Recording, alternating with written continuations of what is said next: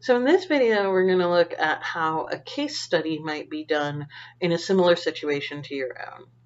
So as I said, a case study generally follows one or two individuals or situations, cases, that is.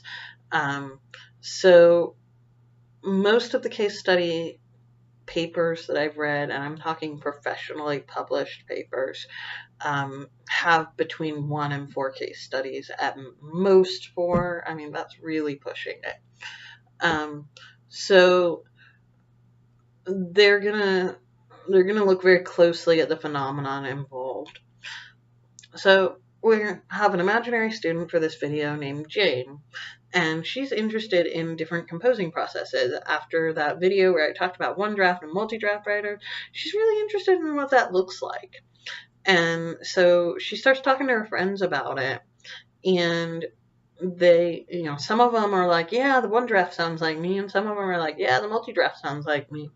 And so she asks one in each category if she can do a case study with them as they work on a document that they have some experience writing similar documents in and have a deadline for.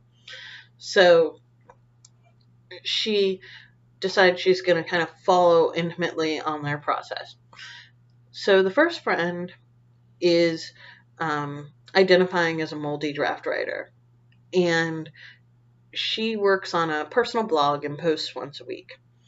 And so Jane says, okay, can you send me a draft every day of where you are so far on that blog post? And then every other day I'm gonna Skype with you and we're gonna have a chat about it, and I'm gonna record those chats.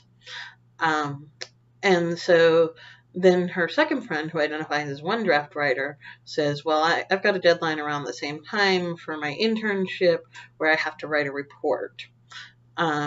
So Jane says, okay, that sounds really cool.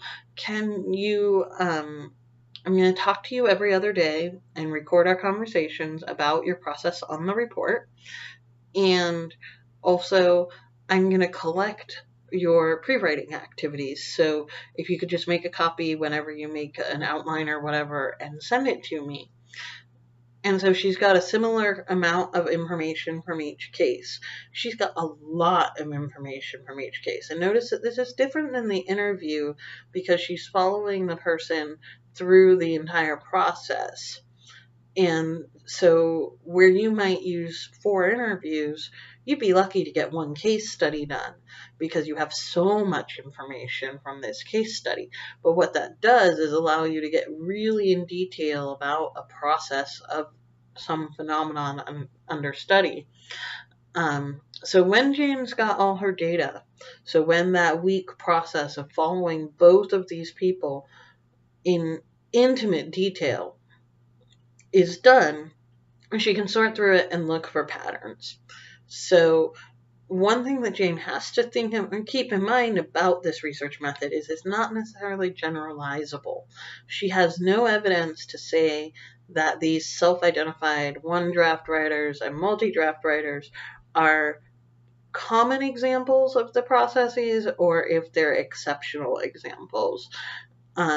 So she doesn't have that kind of information in a case study. But what she does have is a whole lot of detail. What she can use this case study for is maybe to apply what other people have said. She can look at other similar case studies and say, yeah, this seems to be a common process between these. She can look at larger surveys and stuff and see if that big pattern is at play in this particular example. So when she goes to write up her research, she's going to contextualize it in the fabric of what other people are saying, but largely she's going to wind up narrating her subject's processes in a way that focuses on the key points of what makes one a one draft writer and one a multi-draft writer. So that's the case study.